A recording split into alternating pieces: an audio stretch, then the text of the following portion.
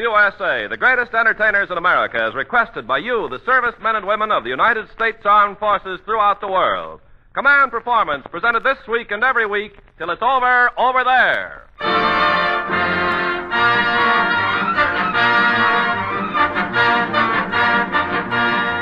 Well, this is Ken Carpenter, gang, huddling over the international microphone as Hollywood puts another all-star team on the field to answer your letters to Command Performance, Armed Forces Radio, Los Angeles, USA, also in California. It seems tonight that a few divisions of you New Yorkers have established a beachhead on Command Performance and are bent on capturing the nightlife of the Empire City. Speaking of New York, all of you know that girl out there in the harbor who carries the torch of liberty, and all of you know the girl who is carrying the torch for you on our Manhattan merry-go-round tonight. So grab a bucket and let's go paint New York a bright red with Claudette Colbert.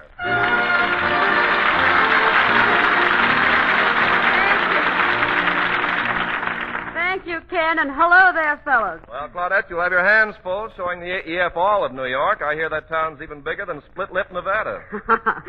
That's my problem, Ken. New York's so immense and so many attractions that, well, in order not to miss anything, I've got to have a dyed-in-the-wool New Yorker to escort me around. A man with culture and old-world charm.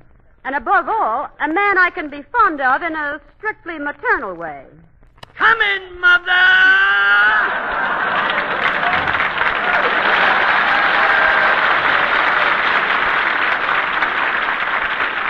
It's Jimmy Durante.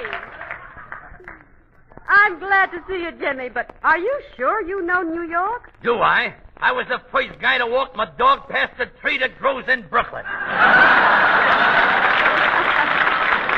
I see. Well, I don't think you're the ideal man to act as my escort. And upon what, pray tell, do you base your allegations? Jimmy, did you ever fondle a crepe Suzette? Miss Colbert, my love life is my own.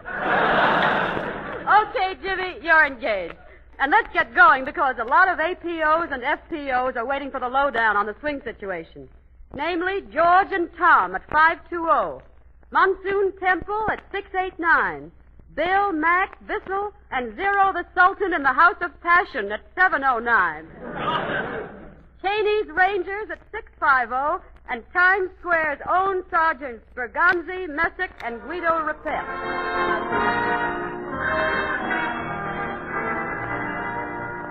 Well, here we are, 3rd Avenue, 2nd Avenue, 1st Avenue.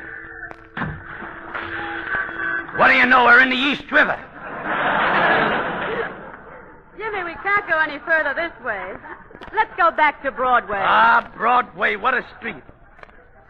The first time I was here, they asked me to leave. The second time I was here, they asked me to leave.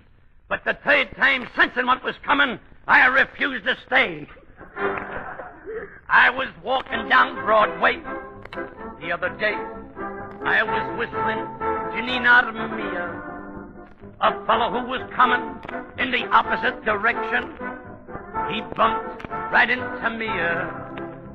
Now, I didn't say nothing. I started to keep on going. Now, don't you think he turned around and said, well, don't you look where you're going? Now, I stood aghast, as it wasn't my fault. Then he pushed me off the sidewalk onto the asphalt. So I ups to him, and he ups to me. Say, then I ups to him. And I said it was his fault. He said it was my fault. I said it was his fault. He said, if you don't like it, I'll punch you right in the nose. Did I burn up? So I ups to him again, and he ups to me again. Still, I don't say nothing. I just keep my attitude, see? Then I said, like Washington crossed the Delaware, that's how I need you. And he said, roses are red, violets are blue, horse's neck, do you? A canary. Oh, will-o'-the-wisp. So I ups to him, and he ups to me. So I goes my way, and he goes my way. Well, exhausted, fatigued, I stopped at Leggett's for a yeast cake. When I feels a tap on my shoulder and a voice saying, have one on me, partner, thinking it was the same chump, I whirls around as quick as a flash, I ups to him. When I finds myself face to face with a Westerner, a tough hombre. So I stops up to him and I says, pardon me, stranger, a stone got in my shoe. You needn't start cussing. I haven't done anything to you. Recognizing the drawl in my voice, he asked me where Hale's from. And when I said Boise Ranch, Phoenix, Tombstone, Arizona, he hits me with his leather boot, knocks me down black as my eye, and said, okay. I just wanted to see if you could take it. So I ups to him, and he ups to me. So I ups to the Westerner. I says, we don't have to fight. He said, I demand an eye for an eye and a tooth for a tooth. And he says, my tooth must have gold in it. So I left him to his own resources. Now the scene changes. 3 years has elapsed. I've grown a perfect toupee and I've prospered. I'm laying on the beach at Waikiki, just a millionaire on the loose, when I feel someone take me on the schnoz and a voice singing a la carouse. It was, I remember you. I remember you. Why, you're the fella with the big smeller. I remember. Who comes back to torment me after 3 years? The canary. The will-o'-the-wisp. So I ups to him, and he ups to me. So I goes my way, and he goes the way of all flesh. Thank you.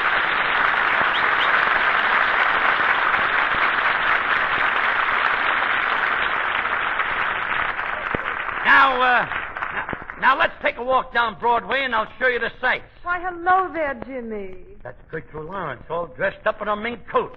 And look who's coming now. How do you do, Mr. Durante? That was Helen Hayes, all dressed up in her sable coat. Achoo! Gypsy Rose Lee. You know, Jimmy, I'm enjoying this tour of New York. Such interesting characters. Quite. They're so droll. You notice I... That's the way they spelt it. You notice I sometimes lapse into the vernacular. Yeah, and sometimes the vernacular lapses right back at you. Look, Jimmy. Oh, say, who is this bedraggled-looking individual coming toward us? Oh, just a panhandler. I beg your pardon. Could you spare a nickel for a cup of coffee?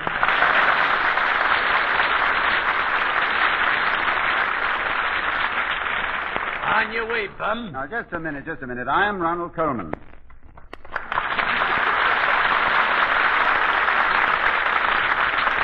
What, you, Ronald Colman? Yes? The real Ronald Colman? Yes. On your way, bum. Now I appeal to you, Miss Colbert. You must remember me. I'm Ronald Colman. Well, you look like Ronald Colman, but you don't talk like him. He has an English accent. Yeah, like mine. You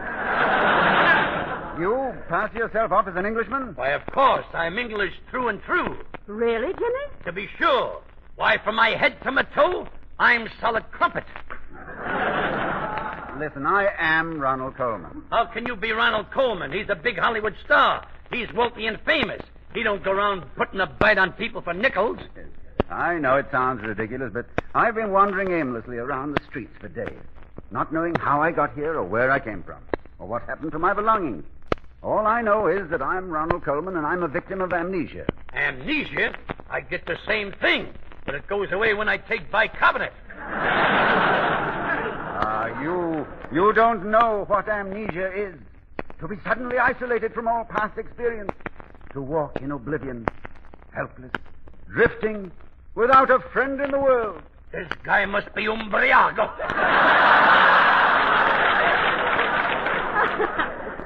Well, it sounds very convincing, Jimmy, but I'm sure this man isn't what he claims. Of course not. He's just an impostor.